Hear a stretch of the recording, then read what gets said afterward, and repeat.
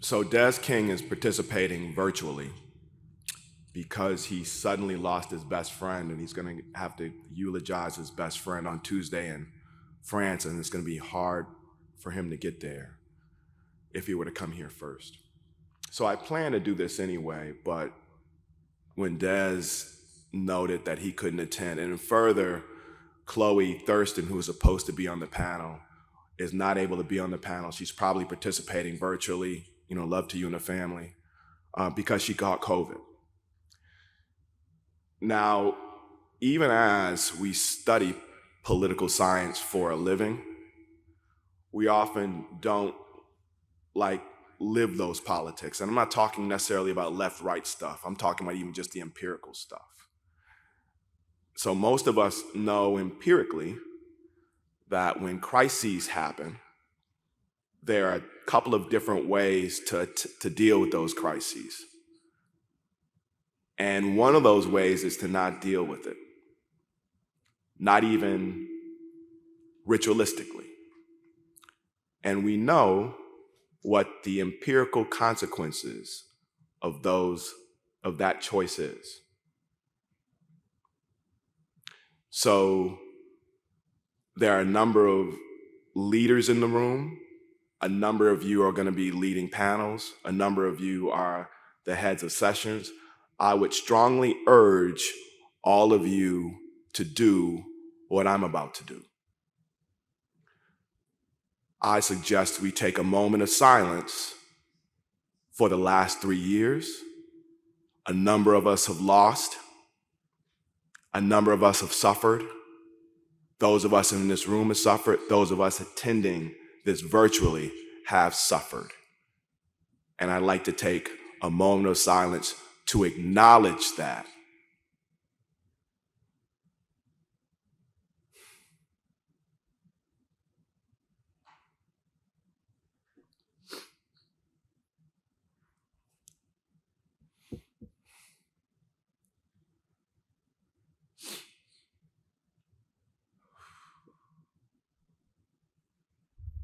Thank you.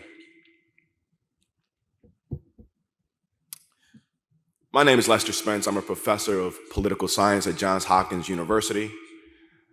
At the end of, around June, around the time of the George Floyd protests, a number of departments and institutions across the country in the United States and across the world made statements of some sort to kind of acknowledge what was happening.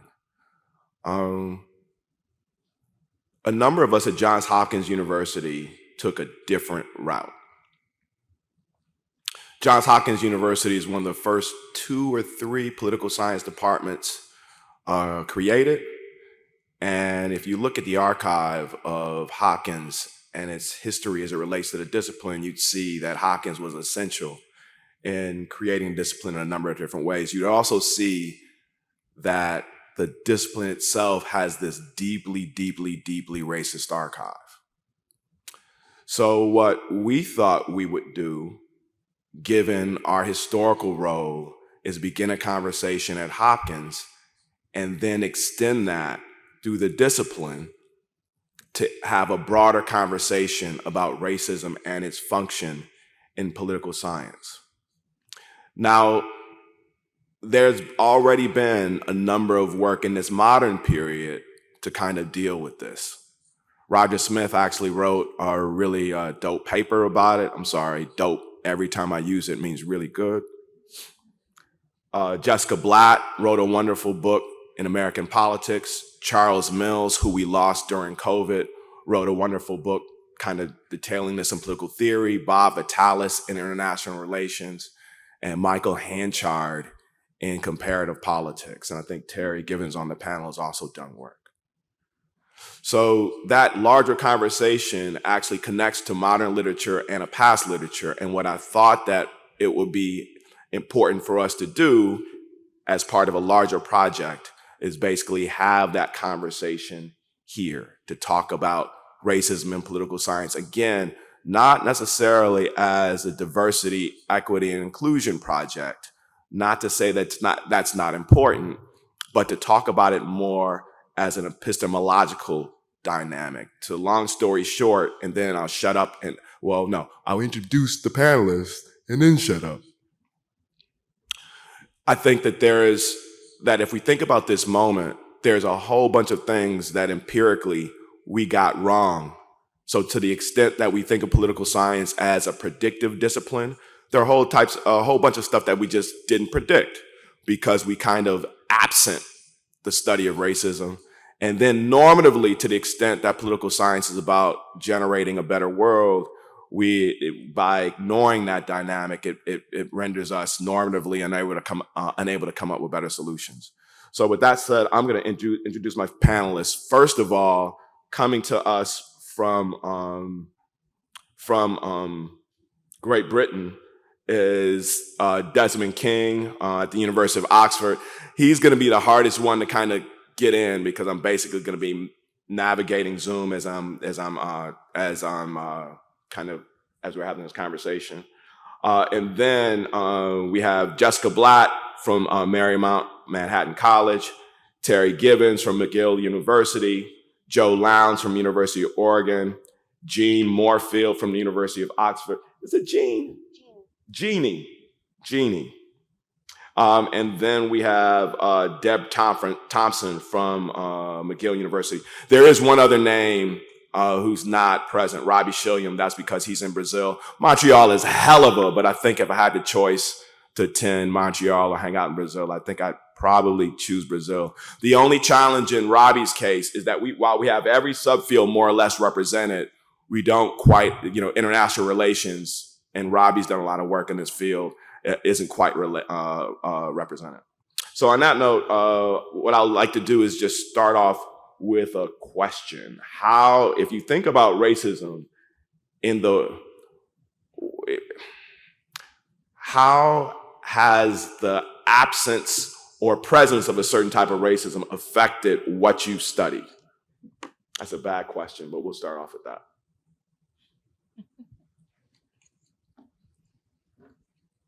Who do you want to start? Yeah. Y'all just start. Y'all adults. Are these already on? Oh, okay. Yeah. Okay, I'll start. Sorry about that. I hit mine. In any case, so those of you who know me, I started studying the radical right way back when it wasn't popular. And everybody was telling me that the far right was a flash in the pan and that they would be gone by the time my book was published, my dissertation, which turned into the book, didn't get published until 2005. But really what I wanted to study was racism. And of course, everybody, especially in France, told me you can't study racism there because racism doesn't exist, which I knew was totally false. But this is the kind of, I call it gaslighting within the discipline that people will tell you, oh no, this isn't racism. We don't see color, all these kinds of things, especially in comparative, and I'll pinch hit for Robbie on international relations. And with the absence of that, we lose so much perspective on what's going on. I mean, we just had this Swedish Democrat, what do they call, Democrats coming in, to government, and actually they may not actually join the government, but they're going to support it. So all of these dynamics around the far right, of course, have a hell of a lot to do with racism. I mean, it's, I saw it in the posters and the way they talk about immigrants. And the problem has been that we want to say, and you see it in our ABSA subsections, right? We're going to, we have people who study race and politics and people who study, and I've been saying this for 20 years, people who study immigration. Well, my book, The Roots of Racism, is trying to say, there's a conflation of immigration and race, and you see it in every single immigration policy going back to when immigration policy began. And I know Deb will support me on this, because if we don't look at the component of race, we're not understanding what immigration policy is about. So I'll stop there. Oops. I can go next. Hi, everyone. So let me actually start by saying that while we're talking about race and racism, the discipline, I'd just like to acknowledge that we're in Montreal, which is the traditional territory of the Kanakahake Nation, who have not ceded these lands. And it's important, I think, particularly for, high Americans in the audience who often don't think about indigeneity in terms of race and racism and the very real way in which settler colonialism has helped found the modern racist world that we live in. So I'm coming at this from the subfield of Canadian politics, which, it's okay if you don't know anything about it. It's fine. And it's interesting because unlike American politics, where when I taught in the U.S. for 10 years, I'd go into classrooms and my American students, even the ones who had really terrible K-12 education, like understand that racism is built into the bones of America. And that's not the case here in Canada. It really, really isn't. And it's not the case in Canadian political science, where for a really long time, I think it's safe to say I might have been the only person in the subfield doing work on race and racism. And so I think I just wanted to kind of raise a couple of questions that come out of this, the subfield, which is where race is not only absented, but just really, at one point I wrote something once where I called it a kind of racial aphasia, people short circuit when you try to talk about race and racism here. And so I just want to kind of raise 3 questions about that Canadian politics brings up. One is what is it that we're researching when we're thinking about race? What is it exactly that we're studying? And in Canada, there's a real focus on political institutions. The behavioral revolution never quite hit in the same way, in part because we have a parliamentary system of government, and so congressional voting patterns. If you have a majority government situation, you know how votes are going to go. There's very strong party discipline. And part of the challenge of this kind of focus on institutions is that, of course, they seem race neutral. And part of the other challenge of being a country that exists often in contrast with and in relation to the United States is that the US ends up being this model for what we think racism looks like. And the basic fact is that it functions differently here, right? So for example, whereas 41 or 42 out of the US states had anti-miscegenation laws that prohibited interracial relationships, right? Telltale sign of racism, right? You cannot marry somebody who is Black if you are a white person. Canada didn't have anti-miscegenation laws in the same way, but when interracial couples wanted to get married and went to the marriage registrar's office, they would just be denied. It was a street level bureaucrat decision because there was discretion built into the policy, right? And so if you look at the historical record, you miss that, right? And so part of the function, I think part of the lesson we can take from this is to kind of dig deeper into thinking about how politics and policies actually kind of operate on the ground. The second thing I wanted to point out was about how we do the research. And this is important in part because I've been thinking a lot about, in Canada, we have very clear guidelines, for example, if you are seeking to work with Indigenous communities, right? If you seek to gather data from vulnerable populations, the questions that we have to answer in, for example, our grant applications is what are you giving back? Don't just go in and steal shit from communities. Don't just go in and use this knowledge to advance your own career.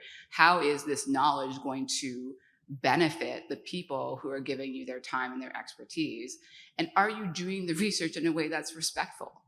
And this kind of brings us to the third question. And then this is going to be, I'd be really interested to have a broader discussion about this with people on the panel and with people in the audience.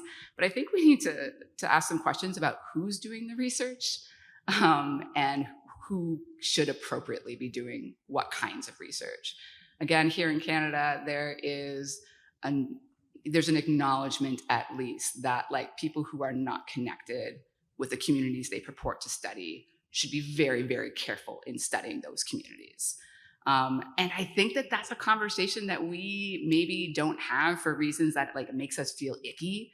And it raises all kinds of problems about, people's self-identity and imposed identity and the way in which this discipline, without white allies who helped found some of like the core canon of this field, like we wouldn't be here.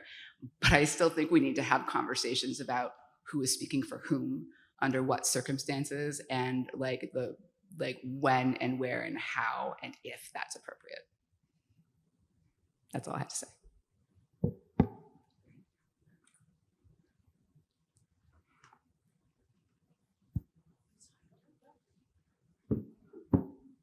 On?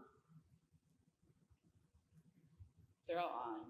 Hello? Yeah, they're all okay. on. Yeah. All right, so I wanted to pick up now because that was a useful jumping off point, I think. What I study is actually the social sciences and race in the social sciences. So rather than kind of answer your question directly, I want to jump off a little bit from that and talk maybe about what I wanted to bring into this panel was, some of the constraints and dynamics of academic knowledge production that may shape how race gets treated or not in the discipline. So I thought maybe some observations from that history might be useful in framing how we think about it in the present. And I want to begin in a way that might seem maybe less than helpful, but I promise that's not my intention. To say that I'm not sure there is such a thing as the discipline of political science. I started writing about this. I was writing about when there were maybe 150 people who thought of themselves as political scientists or belonged to APSA, and it was hard to talk about a discipline then. You spend a lot of time being anxious about whether you're making generalizations that are valid. And now I think to the extent that we can talk about a discipline, we're really just talking about some institutional spaces with that designation and the things that people are doing in those spaces. So clearly there's, a lot of different things going on, and breaking them into subfields as this panel does is helpful.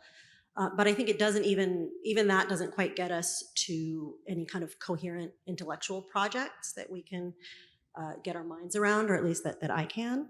And I say this not to try and argue with the premise of the panel at all, but to call attention to that variation and suggest that if we want to know how political science may be reproducing racism, or maybe analytically weakened by racist assumptions, or perhaps just by simplistic or flattened understandings of race, or simply by ignoring race, we may want to think about where the kind of politically engaged critique and analysis that this panel is calling for seems to be being produced, and where it isn't, and why that is.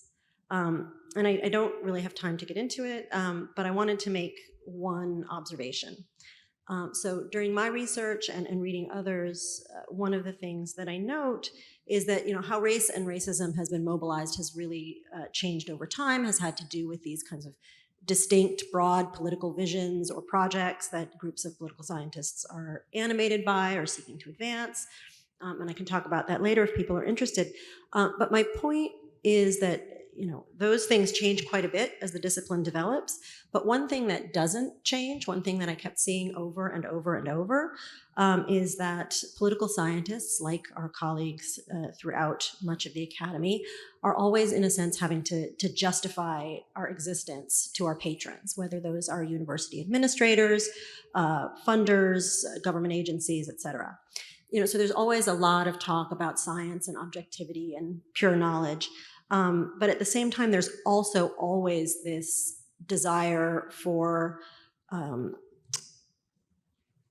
be able to influence public policy, or at least to convince others that our work is sufficiently relevant to public policy that it should be supported. And this is true of all the disciplines, but it may be especially true for political science. And I just wanted to observe that I think this has shaped the discipline's engagement with race in a couple of ways that I identified. One of them is that early on, racial determinism is part of the discipline's claim to scientific authority. Right? There was a lot of, none of this airy idealism. We are rooting our accounts of how politics works in nature or evolution or something deeper and more lasting than politics. And the form that takes changes, but the impulse behind it seems to recur, right? The impulse to say, we are grounding our accounts of political life in something more basic, deeper, more real than politics, as a way of making claims for the validity of our research. So nature and biology work really well for that. Psychology and culture can often fill that same function, right? But that's an impulse that comes back and that I think may affect the way we talk about race. And another is that the impulse to be policy relevant may push us to frame our work more conservatively. I'm thinking particularly about Leah Gordon's work. I don't know if she's here. She's on a panel after this that you should go to. But her work on the mid-century social science of race. And it's really fascinating because she talks about all of these really brilliant political scientists who have deep analyses of the social structural political economy of race, who are then producing accounts of race that are individualized and psychologistic because those lend themselves to policy solutions that are imaginable, right? So those can be actualized.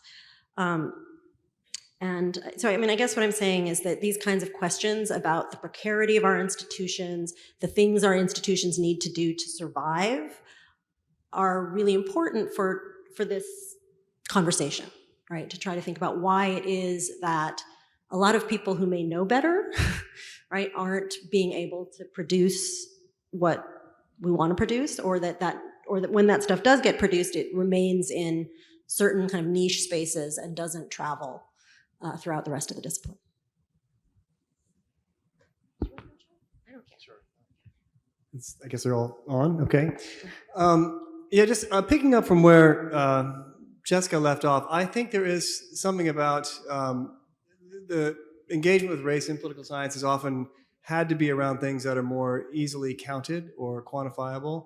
When I was a graduate student, I was doing historical work on the relationship of the Republican Party and race in the U.S. South, and I found that most of the literature on race in the discipline was behavioral, and on the other hand, most of the work in American political development did not engage race. There was, of course, Rogers and Dez's work and Haynes Walton and a few other people, but it was not something that was central to it. And at the time, I asked one of my advisors in graduate school, Adolph Reed, about this. I complained to him, and he said, well, the best thing you can say about political science is that at least it's not economics, and which I think is still true. I think most other social sciences actually have engaged race as a political construction better than our own discipline has. I also think actually you get better political engagements with race in the humanities, and certainly in ethnic studies and American studies, but also in English comparative literature, other places where sometimes you have to theoretically borrow to make things work or worthwhile in political science. But I think now,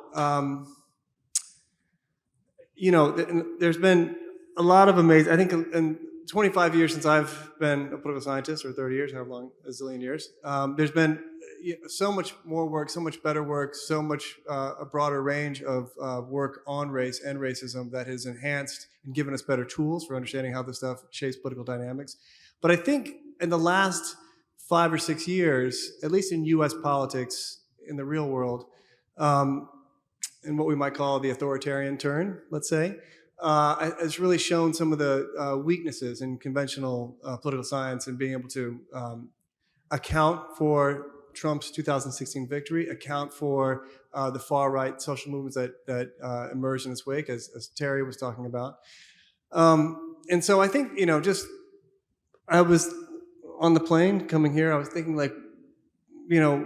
I often say that to myself, but then even I don't necessarily have clear answers about what that relationship is. But I think in some ways, if we think about the relationship of, in the US anyway, of race to democracy, it's very clear how things have, that gives us an interpretive way of understanding what's happened, I think, in some way. So, for instance, the stripping of voting rights in state after state, the seizure of election administration by partisan bodies in state after state, and widespread election result denial can't be understood without understanding or thinking about the relationship between racism and the franchise in the U.S.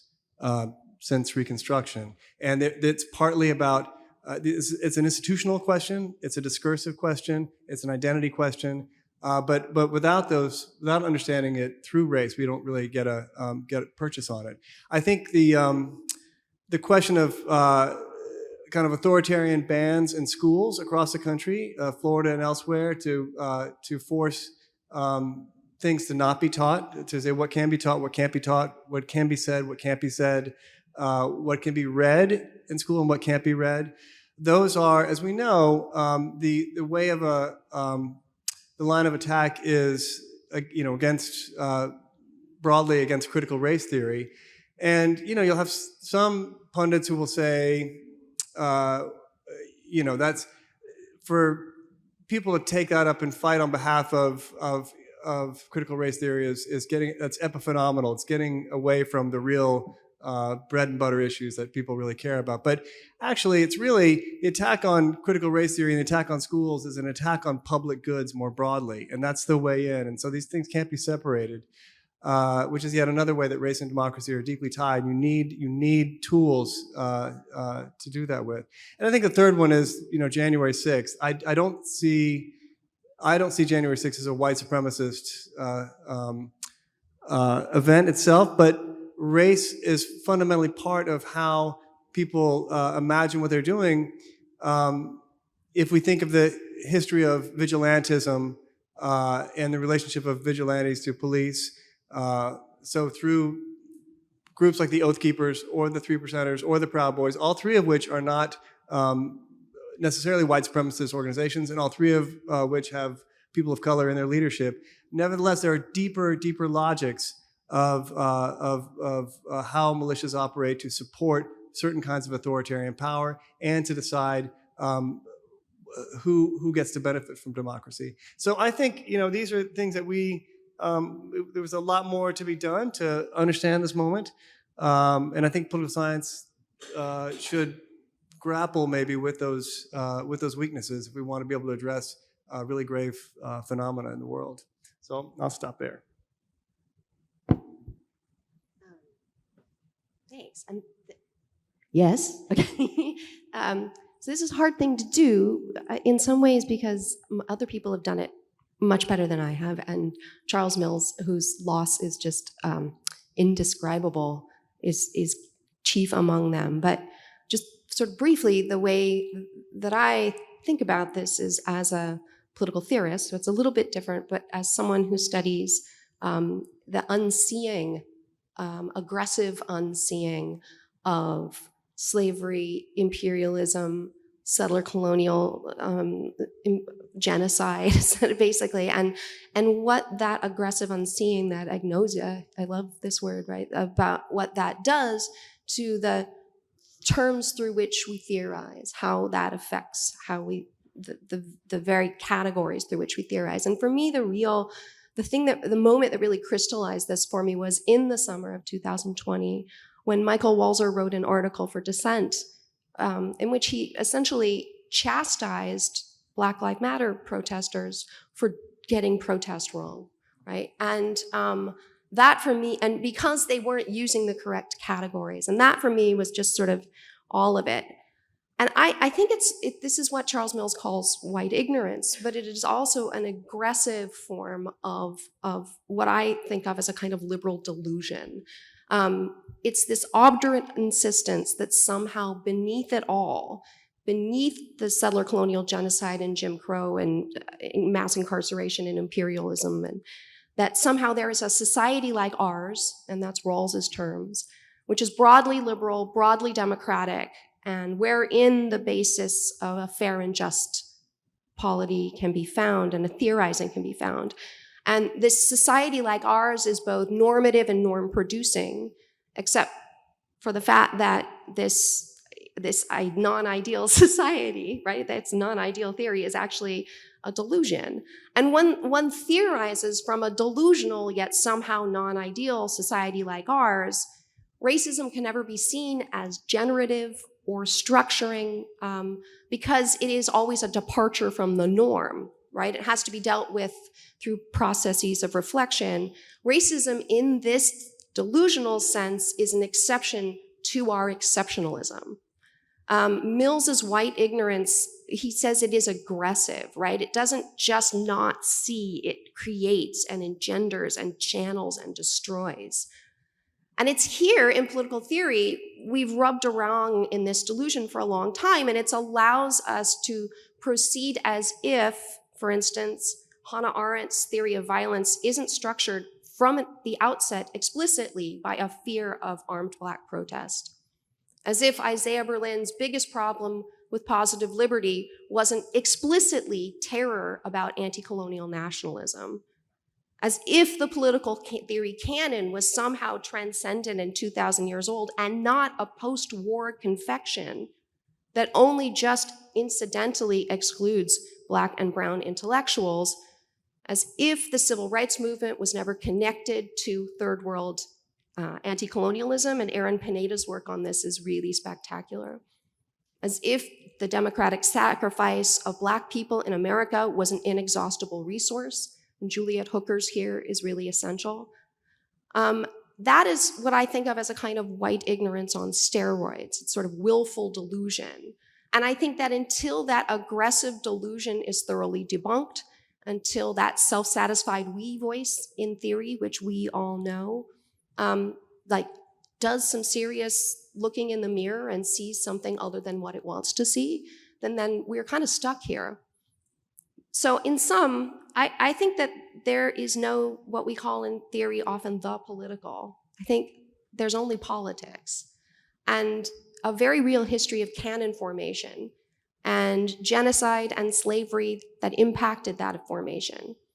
And it doesn't mean, and this is the kind of debates we have in political theory all the time, because scared traditionalists say, well, what do you want to do? Throw it all out? Like there can't be any canon anymore? We have to stop teaching Rousseau because maybe the proceeds from slave labor created the Enlightenment?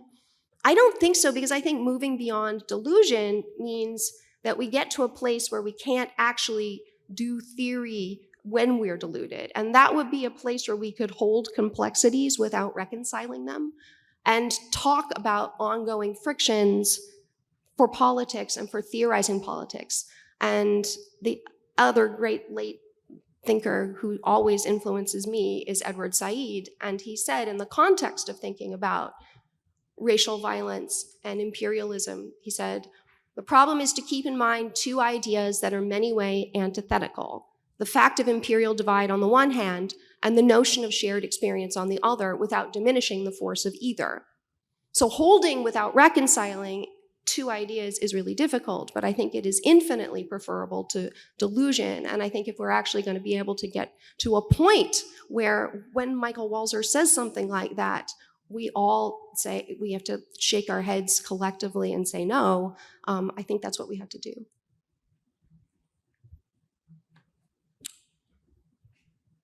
So Des, I'm about to try to come to you. I can hear you. Can y'all set up the sound? I can turn him up and put him up against the mic. Okay. Is that Des? Yeah, that's fine. Oh, whoa.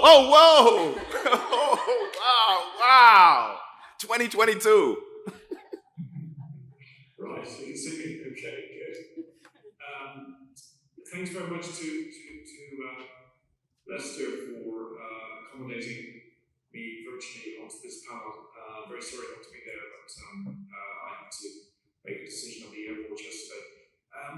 So when Lester and Jeanne and others, Lester's colleagues at Hopkins, proposed this plan last year and the idea of rethinking about racism and race in the political system, in the political science discipline, I was fully on board immediately. I thought this is absolutely vital. What I'm going to say is going to complement, I think, some of the comments already made. But what I would suggest is that we try to put pressure on the core concept of democracy and democratization. in the discipline and how these are studied. And in particular, there's been a bit of a rush to bring in concepts of democracy, backsliding and democratization and so forth from comparative politics. Much of this is admirable, but it still seems to me that the application to the US case is inadequate, and that there's a lot we can do here. And both speaking as an APD scholar and as a scholar very concerned about racial inequality. Here are three thoughts. The first is taking a cue from a recent brilliant paper by our colleague Megan Ming Francis. It's a paper called "Can Black Lives Matter Within US Democracy?" Some of you may have seen it. It's in a special issue of the Annals of Political Social Sciences on democratization in the US. And in the paper, Megan singles out what she calls democratization's greatest weakness: state-sanctioned killing of Black citizens. Thus focusing on the phenomenon and asking, can Black Lives Matter offer a transformative pathway to a fully functioning democracy? And she makes various points about an excessively top-down lens dominating the system, our approach to political science, the sort of formal democratic institutions that other colleagues were talking about, rather than thinking about other ways into democratization in the US case. And so she says that the democratic consequences from racialized state violence include weakened rule of law, limited participation, violations of human rights, and unfair elections. Therefore, a fully functioning democracy necessitates a focus on and a reduction in the role of the state in enacting and protecting anti-Black violence. So I take this paper to be saying, rather like scholars, I think in the 60s wanted to say, how can we call this a full democracy when there is such extreme voting disenfranchisement? And now I think the question is, how can we call this a fully functioning democracy when there is so obviously a consistent pattern of racialized violence, thinking about Lisa Miller's work in this area as well. And Joe, I think, referred to the various points about voting, attacks on voting systems going on, which is sort of distinct to the US case. Most countries don't have fights about who's allowed to vote. Here it's part of the system. One way I hoped we would get into a broader sense of democratization was through Roger Smith's so influential and important work on multiple traditions, which makes the point that there is not a sort of linear progress in US political development towards a state of equal citizenship, but both an unevenness and competing traditions. And that competing tradition seems to me to be very important. I had hoped, and I said this on another occasion recently, I had hoped that multiple traditions, that sort of argument, would become the opening section in courses on American politics. And I think it's been extremely influential and is regularly cited, but needs more integration. And I throw out as an aside question whether having had this very important period where we've studied African American politics in separate programs and departments, whether that has not removed it too much at this stage from the core of political science. I don't have a strong view on this. It's something that's bothering me at the moment because of things I've heard in some departments. And my last point, and I'll stop, is here referring to, again, to complementing what some colleagues have said, is the need urgently to rethink the doctrine of liberalism as we think about it in the US case, what's been inherited from the 1770s. And again, this may not surprise colleagues, and I rather like Roger's work, I had thought that Charles Mill's brilliant book, The Racial Contract, would compel political theorists significantly to expand and rework their canon and their thoughts about the way in which liberalism operates as an ideology and its limits, as well as some of its strengths. But I'm not sure this has happened sufficiently. The historians, I think, are ahead here.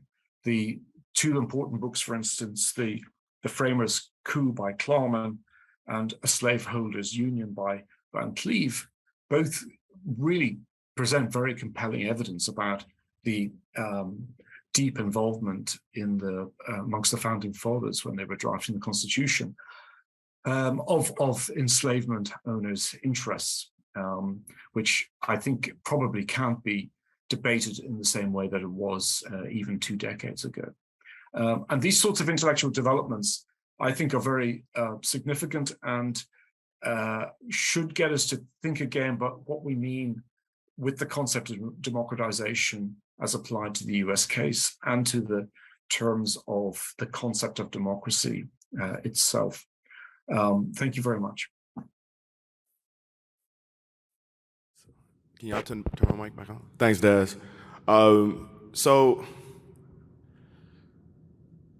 in the back of my head, I've got a voice that sounds a lot like Adolph Reed. And I can see, and I'll see him, he's on a panel after this, I could see Adolph critiquing at least some of these ideas along a few different lines, right? So one line would be that we're talking about a dynamic, and the way we're talking about it, with maybe an exception or two, is heavily United States centric. And there's this significant epistemological and political danger in taking American conceptions of race and applying them. And I've seen that. I happened to be in Portugal for Law and Society, and then attended a racial politics working group after that. And I saw at least one paper that it was as if we were in the United States, and the author never even made an attempt to try to translate or see if those ideas translated, right? So that's a spatial dynamic, right? But then there's a temporal dynamic, and we tend to talk about race as if it's this trans-historical force, and as if it were unconnected to larger issues or similar issues of political economy. Certainly, one of the consequences, I'm a Black politics scholar, or I consider myself one. One of the consequences of thinking about race as a trans-historical dynamic is we are unable to conceptualize Black life either in its variance within time or its variance in Black life across time. We see this most vividly in the Afro-pessimist move, but that Afro-pessimist move has elements, in the social sciences. So I guess, because I knew Adolph wouldn't come here. Tim, thank you for trying to get him. How might we respond to that critique? That's where I got to step in, because I've been making a similar critique for many years. But I mean, that's what I was trying to do with my book, The Roots of Racism, is to lay out, and I'm relying very heavily on Jessica Blatt and Bob Vitalis and others who dug into the archives to find out what is the history of political science. But also, I'm drawing on APSA presidents like Roger Smith, Paula McLean, Diane Pinderhughes, who have said, we need to look at these issues within our discipline. The issue is that this is a global phenomenon, right? And so by laying out, I have a whole chapter that just lays out the history going back to the 1500s up to, basically the early 20th century, because that is when all of the foundations of this were laid within the context of how political science addresses these issues today. And so, you look at, I come back again and again to the APSA sections, right? And it's very frustrating to me that I'm so thankful for this group, because we need to be talking across the sections, across the subdisciplines, and trying to understand how these concepts need to be refined and dealt with very differently if we think about it in a broader context. We don't have hardly any African scholars talking about this today. I mean, neocolonialism is a real thing, and we see the impact of that. And so, anyway, I mean, I could go on, but my point is just that if we aren't looking at this from a global perspective, and because capital is global, and we haven't even mentioned the word capital, we haven't mentioned inequality, and so and the reason I focus on immigration politics is because it is a global phenomenon, and the way that France deals with it, the way that the UK deals with it, the way you can look at Australia. The basis of all those policies were to create white societies, and of course they failed. But the pushback on that is a lot of what we're seeing now, and so anyway. I just want to address that, within comparative politics, there's, I know all the people, who look at this through this particular lens, and, comparative is way behind on seeing how the aspects of, if you look within the broader political science discipline, I mean, comparative is just, hasn't grappled with this hardly at all. So Terri, and I know I want to come back to questions. I want to open this up to the audience. So how would you respond to the argument from a comparative saying, like, okay, you're talking about this racial dynamic, but what I'm seeing isn't race as we'd understand in the United States. There are ethnic differences, but ethnicity and race aren't quite the same thing. I mean, in the Canadian case, we could talk about indigenous dynamics, but I'm not sure that they would understand I'm not sure how there's some overlap, but there's these gaps in applying and thinking about it, race in an American way, and applying them to these other dynamics. Yeah, I mean, Lester, like these are great questions. And I think I have so many thoughts on this. One is like I wonder how much. I wonder if the tools we have in political science are just really not good. Yeah. are really not appropriate for getting at the pull of history, and what I'm thinking of now in particular is, like, yes, this conversation is very American because, like, most political scientists are in America. Honestly, like the APSA is 10,000 members. Most of y'all work and live in America. The REP scholarship lives in America.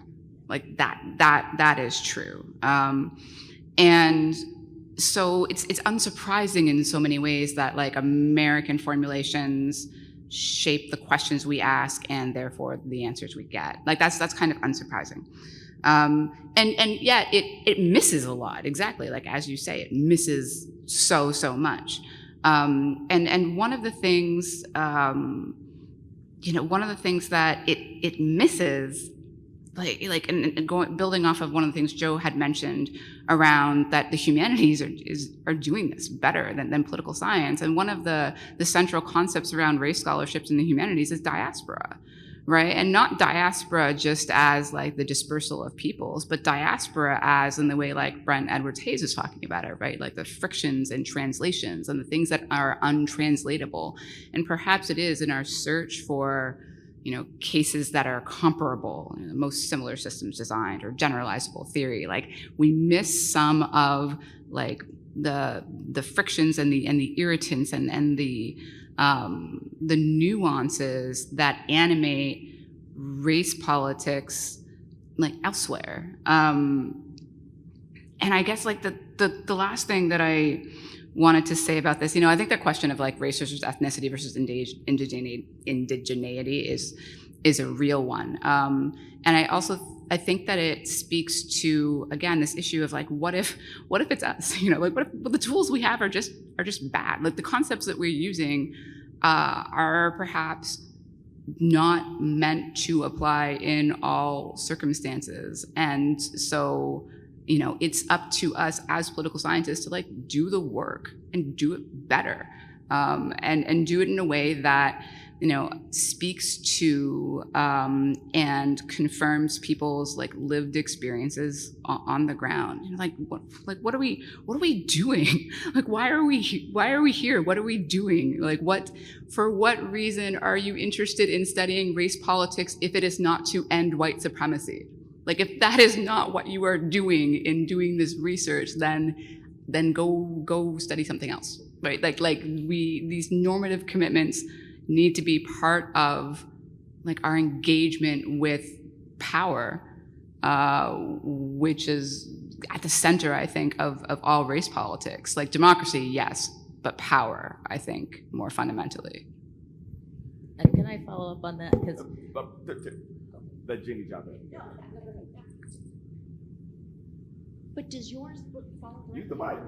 Okay. So because I think about this a lot because I study imperialism, right? And so one of the things I've been trying to write about and think about is why it took political theory so long to start writing about imperialism. And part of the reason is because we're a subfield of political science, and political science is obsessed with the state and imperialism and the slave trade, right? And slavery and settler colonial expansion. These are para-state, trans-state phenomenon. And so I think there's a way in which our obsession with comparative government, like comparative politics, are looking at these relationships between sort of notions of politics which are meant to be enclosed. And in fact, all of the historical practices that led up to this moment, that helped describe this moment and the sort of racial categories of this moment, are beyond political science in some way. And so being able to fold that back in is, I think, really important. And as someone who now teaches in Britain and teaches about race and empire in Britain, I am shocked at what my students are not taught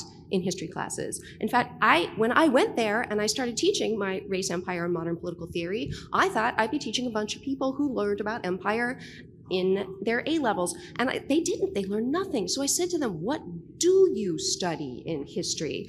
And one kid was great. He said, well, we learn a lot about the Tudors and the Nazis. Tudors and Nazis. If you think about it, everything important that explains race in Britain now, that explains Brexit, that explains hostility to immigrants, that explains all of that is erased in that moment. And yeah, I don't know where I was going with that, but that's my...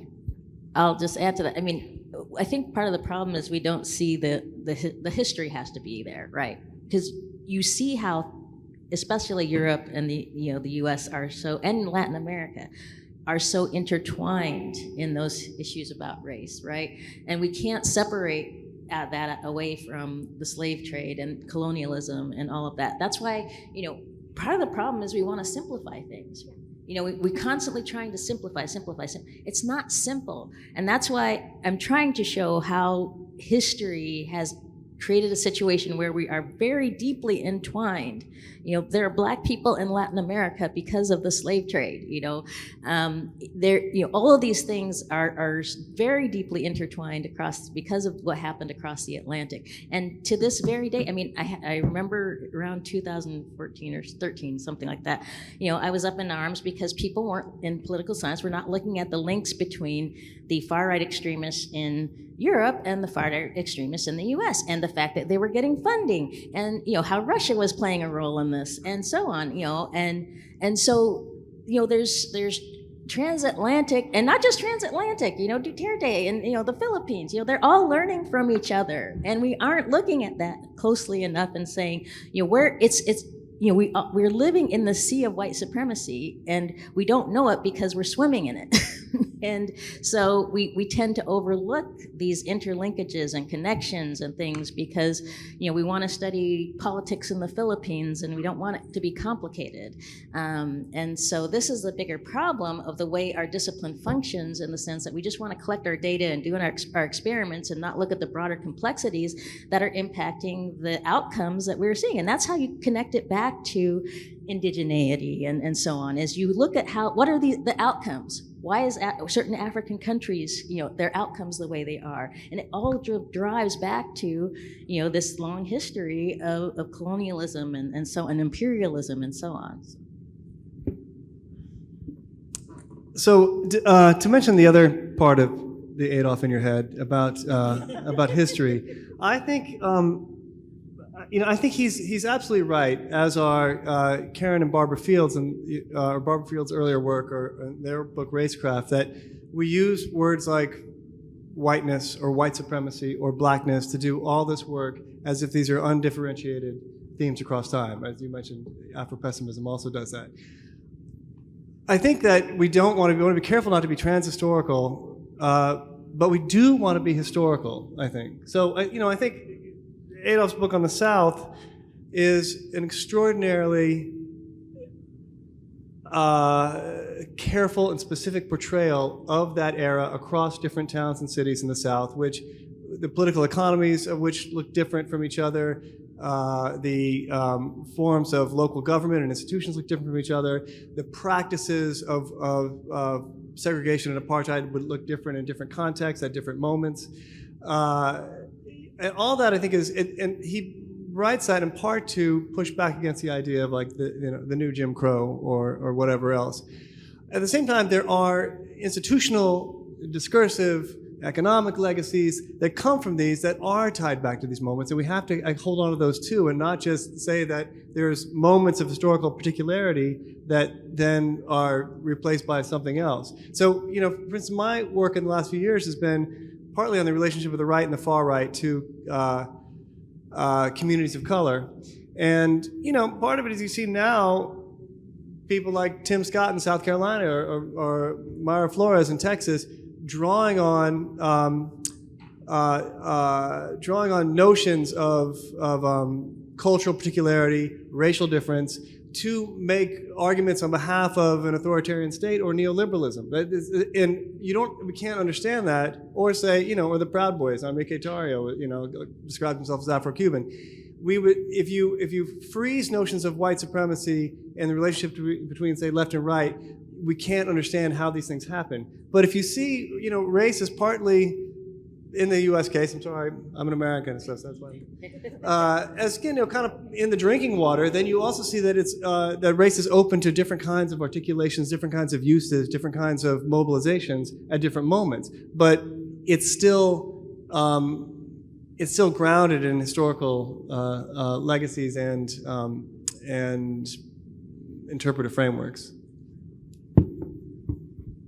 So it's a good jumping off point. I want to just make a really simple observation that, the problem is even worse maybe than you framed it, because it's not just that we're projecting American categories onto everywhere else, but it's also that the American categories don't work in America either. And they don't explain the kinds of things that Joe is bringing up, for example. So there's, a lot of turtles on top of other turtles. Des, do you want to jump in? If I may. A lot of very useful comments indeed. I really appreciate what Terri was saying at the beginning about immigration and race are conflated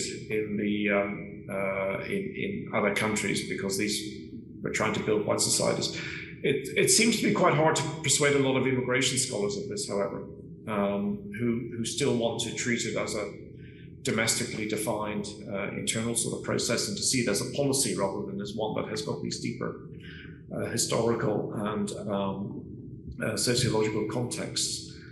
So that's one challenge. I don't feel I'm hearing any reason not to try to think about democratization as a concept in the US, which hasn't really been richly prodded or sufficiently prodded. To think about things that are accepted as the norm, but are actually really quite strange and hint to a process which is incomplete. And I think democratization is a process which is not linear and which fluctuates and does backside and so forth. But there are a lot of pretty obvious factors in the US which help explain this, particularly federalism and the structure. Many of the institutions inherited from the Constitution, notably the Electoral College. And that reconciliation, there are a couple of books, I think, beginning to do this a bit more forcefully, but the reconciliation of federalism with with such a partial democracy is something that still hasn't really been grabbed sufficiently. I thought you were going to say, Lester, in reference to Adolf, that that we're not paying enough attention to class, and that class is the factor that sort of usurps racial distinctions. And my view about that, and I've read his work on this very carefully, and I admire it, but I think it doesn't give us a sufficient explanation, sadly, in the US case, and as Debra is arguing in other countries as well. So that's kind of a dilemma we're left with, and I think that's why we end up having to look at the discipline in terms of the original question you posed, Lester, and that you're doing work with Robbie and Jeanne and others about reformulating our syllabi. It's 9:10. Why don't we do this? Why don't we open the floor up for questions, and we can tease out some more ideas, and then what I'll do is try to close us out. I just ask one thing. No, I'm not asking. Folks be wanting to give lectures. I know a lot of you can easily be on this panel. Please don't give a lecture. Please ask a question and be succinct. And then what I'd like to do is take like 2 or 3 questions at a pop. And that I think will structurally prevent folks from lecturing. So we take 2 or 3 questions, and then they deal with it in whichever order they want or not. And then we'll take another round, and that'll probably close us out. And you know what? Because the audience might be interested, why don't we I'm going to give you all one of our traveling mics. Roger, you got a question? Can you do me a favor, take the question, and then give it to the next person?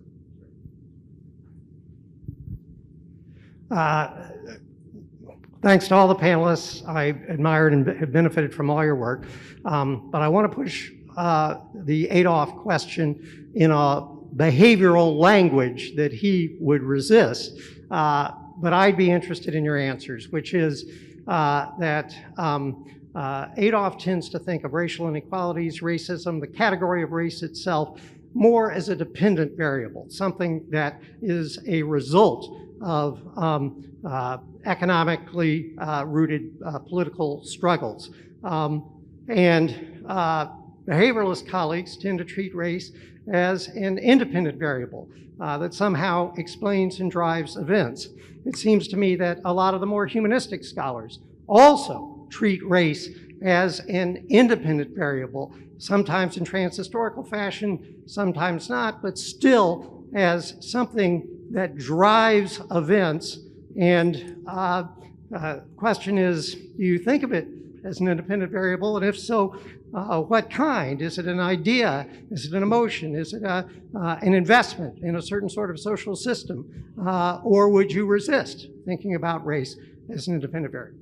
So hold on. Just, that was a deep question. So I'll take another question or 2.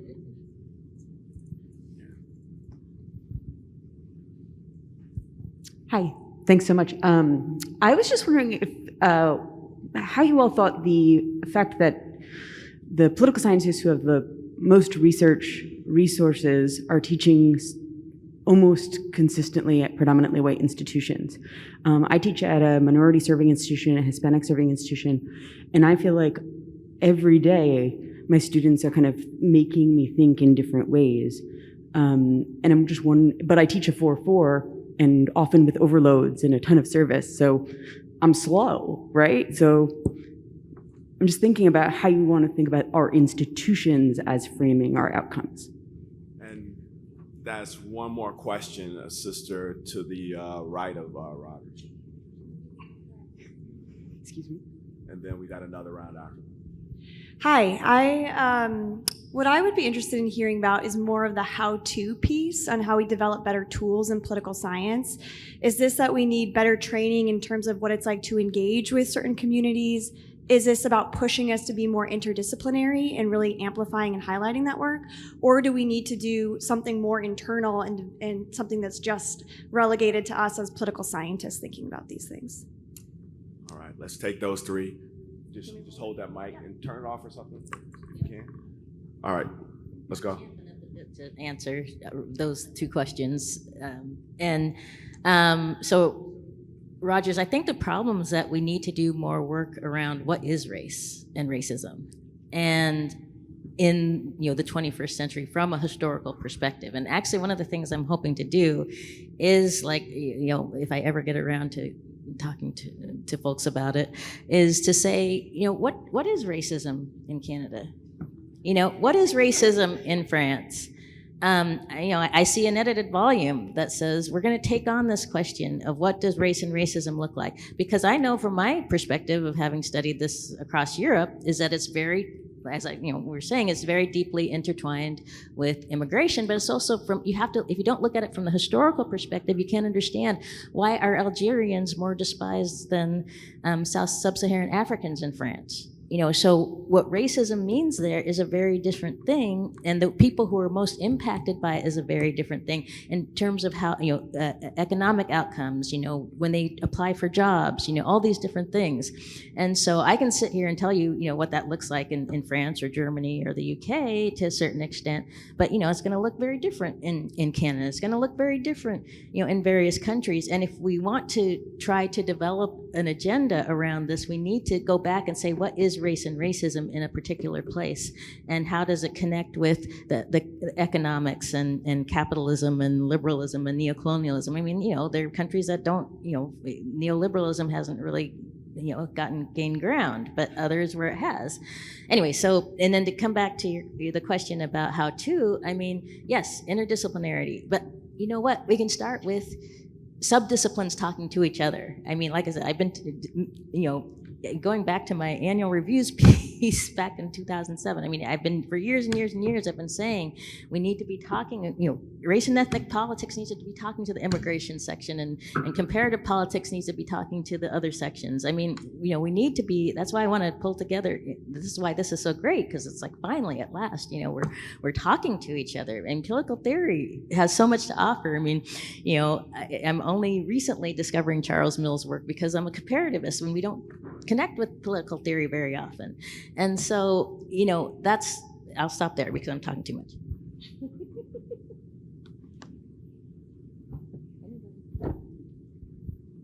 So I don't know if I have an answer to the what is to be done question, but I'm going to try to respond a little bit to Roger's question and this question about resources, which speaks a lot to the kinds of things I think about.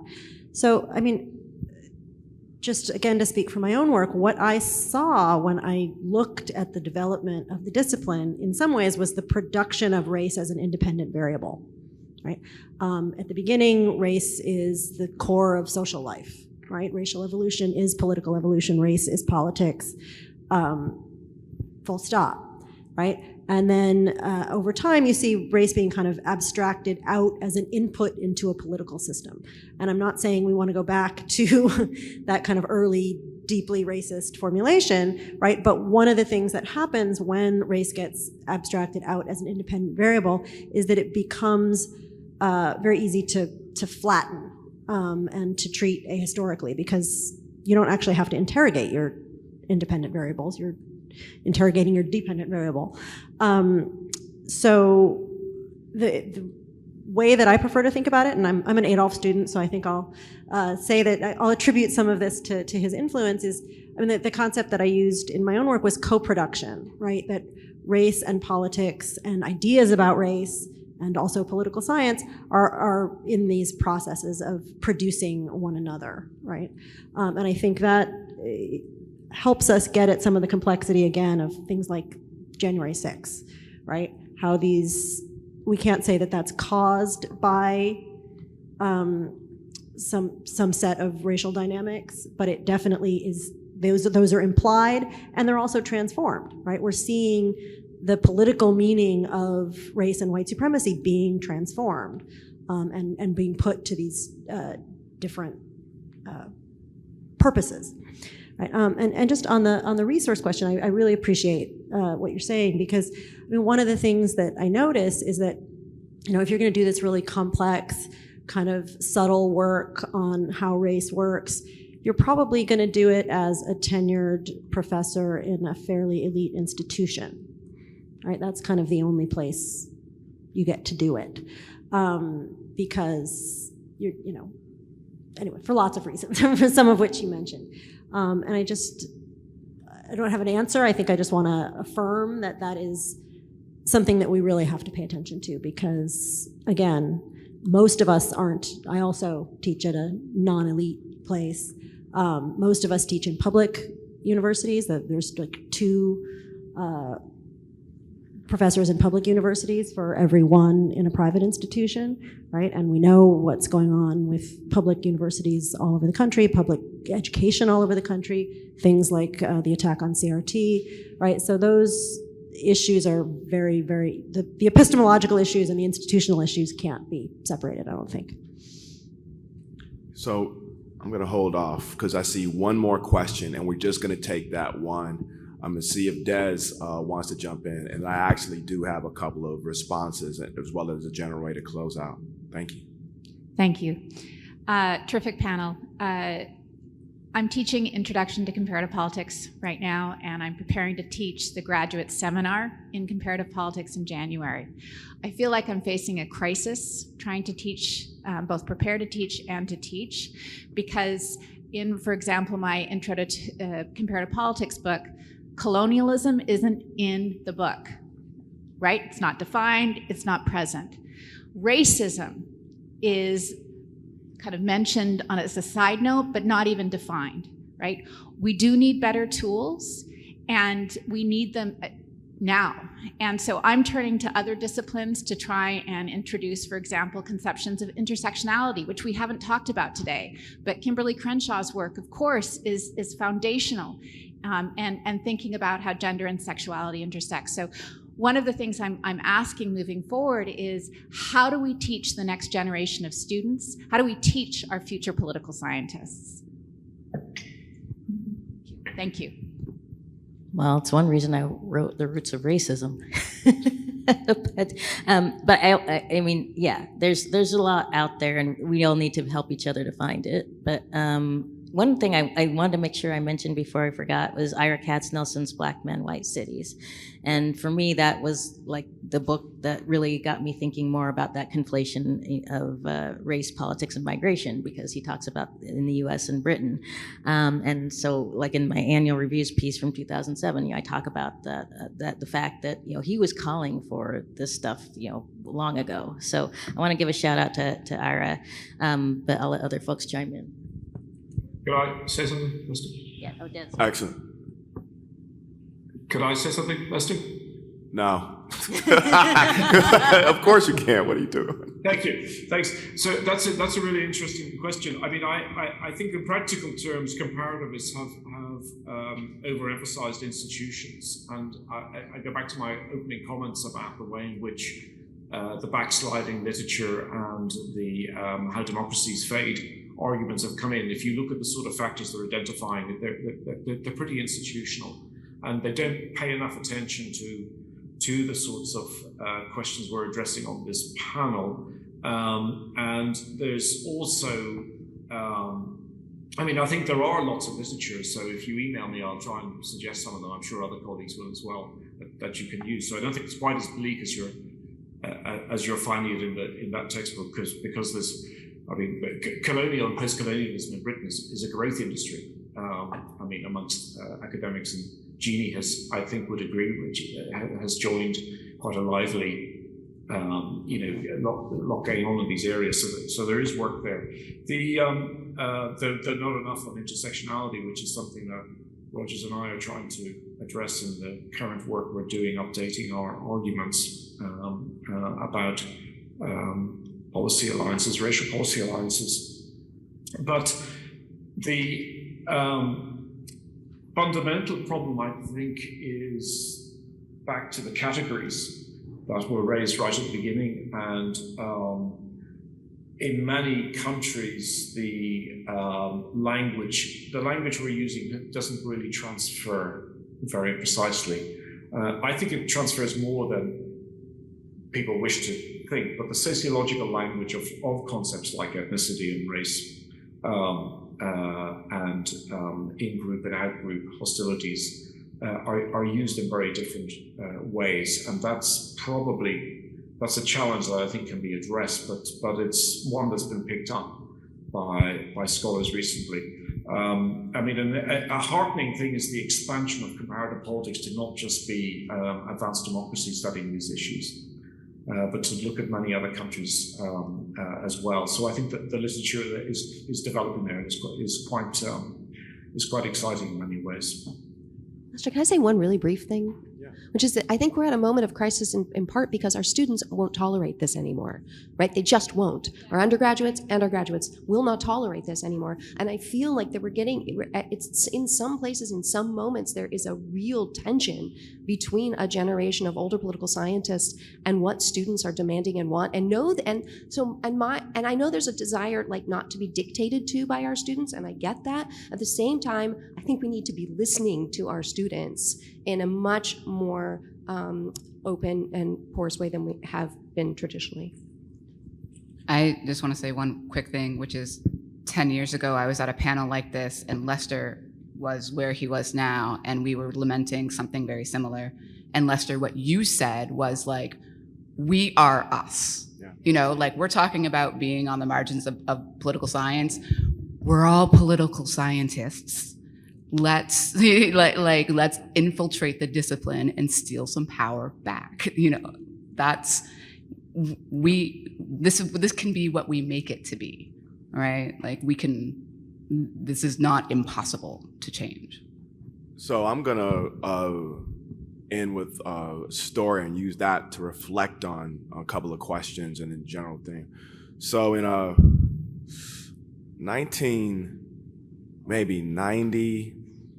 90 or so, graduate students at the University of Michigan, where I attended, were trying to push the faculty in the department at the University of Michigan to deal with race in the subfields. And their response to those students, and it was Todd Shaw, it was Rob Castro, I think Kathy was still there, Errol Henderson was probably gone, but the response to those students was, race isn't really something political scientists do. Now, it's interesting, like the reason those black students were there in the first place is because of 3 waves of black student protest that was in part challenged by, but alternately supported by some faculty, including black folk like Cedric Robinson. So they're like, okay, race doesn't really exist in the discipline. What those students did, and Todd Shaw is an urban politics scholar, he studies America.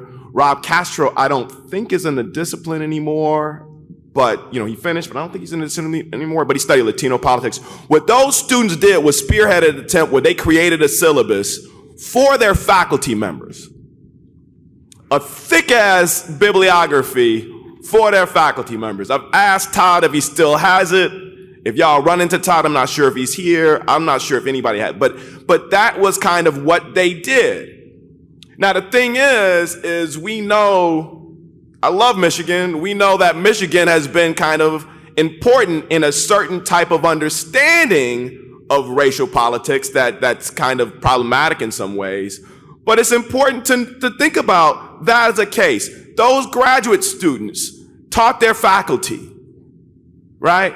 We are political science. Political science isn't outside that room. Political science is here.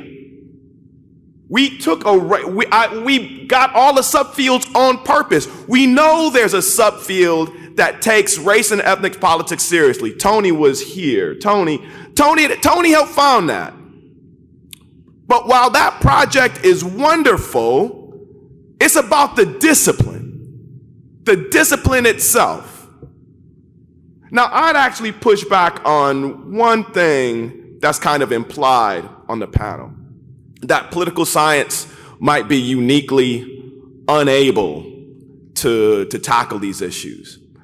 I'd actually push back against that.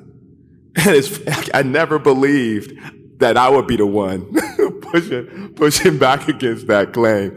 I would suggest, on the other hand, that as messy as these concepts are, political science is the discipline from which we're best able to deal with this stuff empirically. If we can't deal with it in political science, we can't deal with it. Now, finally, I actually want to go back to the question about what we do in predominantly Black schools. The first thing is one of the things we just didn't have time for is there has been an alternative pedagogy, an alternative epistemological approach to almost all these issues, and they have been generated at Black study, not in Black studies, but they've been generated at Black colleges. The progressive move in IR comes from Howard. There are all types of critical, one of the first sophisticated attempts to study police brutality came from the National Conference of Black Political Scientists. Their first journal was the Journal of Political Repression. It didn't last beyond that issue because of politics and the discipline. So first thing is understanding and recapturing that history. The second is understanding that these sites are sites of knowledge production. And I don't just mean the scholars, I mean the students. So one person that just wasn't able to be on the panel, but I would have loved, is Byron DeAndre Ori has been doing wonderful work at Jackson State. If there's any body of scholars who can understand what's going on in Jackson now, it actually wouldn't just be DeAndre Ori, but it'd be those students that he's training. So it's about thinking about even given the constraints, there's room to work, right? How many seconds I got left? Oh, damn it, I'm done. Finally, what do we do now? This is part of a much broader project. Again, it started at Hopkins, but everybody on this panel, including Des, including folks who weren't able to be on the panel, is involved in some way. If you're interested in doing more work on this, please feel free to reach out to every one of us. And understand, for everybody in this room and outside of it, this is our responsibility. It's not just something that's worth studying for empirical sake, although that's important. This is our responsibility. If we don't do it, nobody else in the academy will. On that note, I began with a moment of silence. I end by saying it is an honor and a blessing to be in the room with you all after 3 years of not doing so. Thank you.